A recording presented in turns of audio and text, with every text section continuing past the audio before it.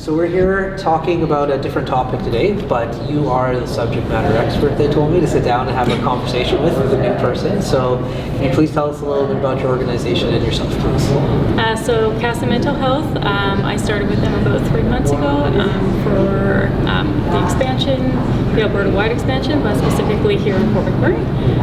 I've grown up in Fort McMurray, lived here 36 years, so deeply rooted in the community and nonprofits in the community.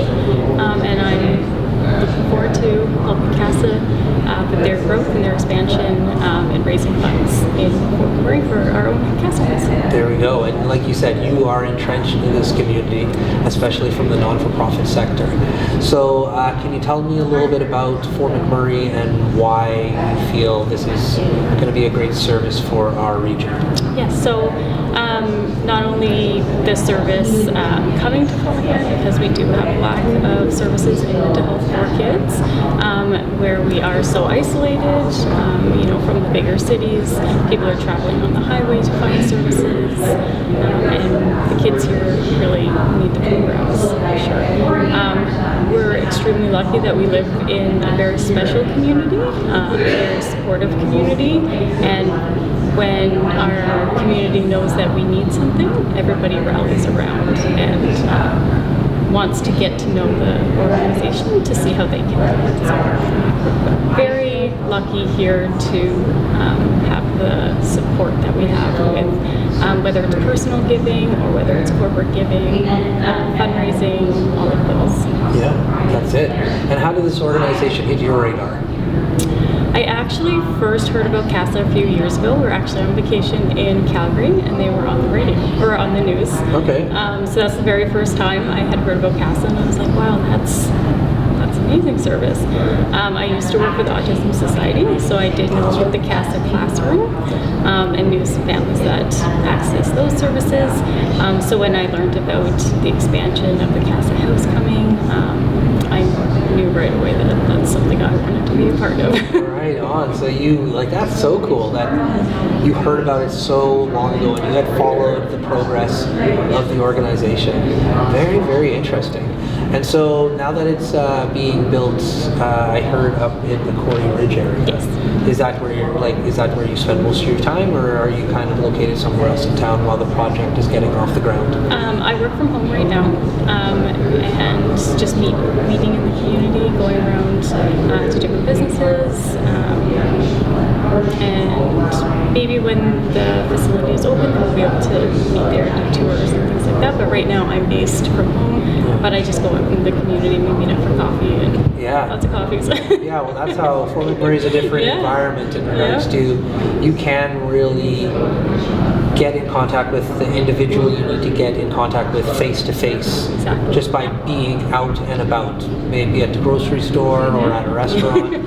You're gonna bump into the person you want to see. Yeah, I met somebody the other day, ran into each other at our kids' tumbling class, so it was perfect. That's awesome. That's fantastic. And then you just, keep building on that and get to know it. That's exactly it. Did you tap your watch? No? Okay, cool. Sweet. All right, so as far as non-for-profit, it's a very interesting sector to me, especially the individuals who choose to remain in it. What about this sector continues to just pull you in? I think at the end of the day, it's knowing the cause of the organization and the help that you are getting for families.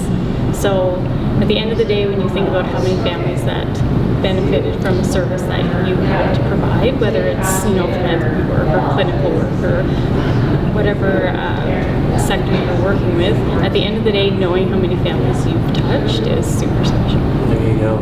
And in Fort McMurray, it's such a big division or big group of individuals in the non-for-profit sector, but they all seem to do well. They have people that show up. What is it about Fort McMurray and the support in the non-profit sector that's different? Because I don't see it in every other community that I go to. So you've been in a few different areas, and they've all been successful. Yeah. So what about that do you see is kind of linked to Fort McMurray?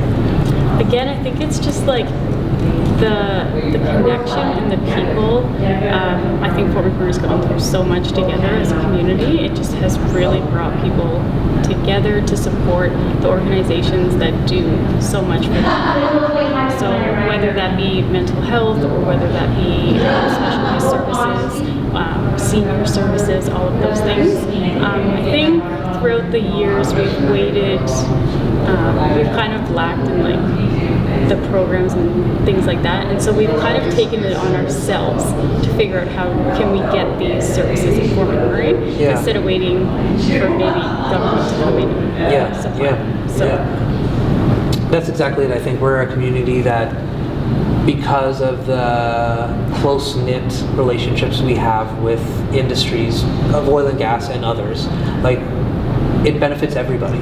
So we kind of can just rally together and be like, hey, it's like, this we is need gonna this, so how are we going to get this? Yeah, let's not wait around to see who's going to bring it to us. Let's get this. Yeah. I'm really excited to see like what you guys do. And Tanner has tapped his watch. That means we are out of time. But before we cut you loose, I just want to say thank you very much for spending time with me today. Yeah, thank you. Thank you.